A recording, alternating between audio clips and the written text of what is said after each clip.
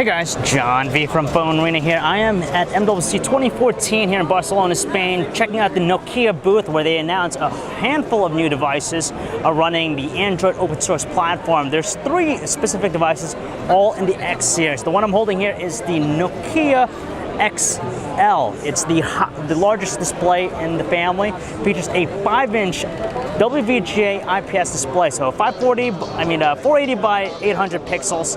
Features a 5-megapixel camera in the back. You have a 2-megapixel front-facing camera in the front. It's powered by a dual-core 1 GHz processor with 768 megabytes of RAM. From what they tell me, it's a Qualcomm processor. So real quick, the design, very iconic. It's almost similar to the Lumia line, where it has a really nice flat design, a little bit of a tapered finish in the back. I believe it's a polycarbonate plastic casing, but the cool thing is it's available in a variety of different colors. And you can actually remove the cover itself, and underneath this you have your battery. You're going to have your dual SIMs too, so it's a dual SIM device, and you also have the flexibility of actually increasing its internal storage capacity via the micro SD card slot. So you have the personalization aspect with the colors. It's available again in a range of different color options for you. Now it's running the Android open source platform, which is a mesh of a variety of different things. Some people say it looks like Windows Phone, and you can kind of see that with the home screen where you have all the tiles.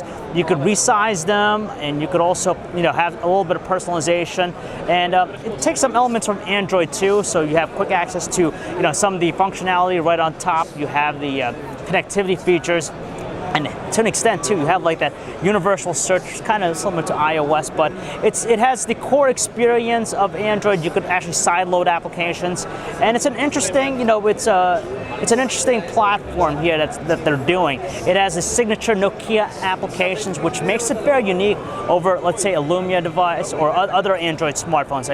So you're going to have the core experience like Nokia Mix Music. You're going to have the driving application on board, and the platform, it's pretty nice. It's running pretty fast too. Don't see too much lag or slowdown. The display, it's WVGA. It's not, it's for the price point. It makes sense why they decided to go with this, and you really can't complain about the lower resolution. It still looks pretty decent.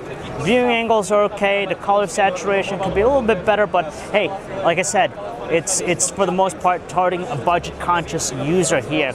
And the overall, the core experience with the Android-based platform here, it's going to be unique. It's going to be a little bit different for Nokia, but it's going to be a promising venture for them, to say the least. And you can see how it takes from Windows Phone, just because you have all these tile-based UI elements throughout the platform.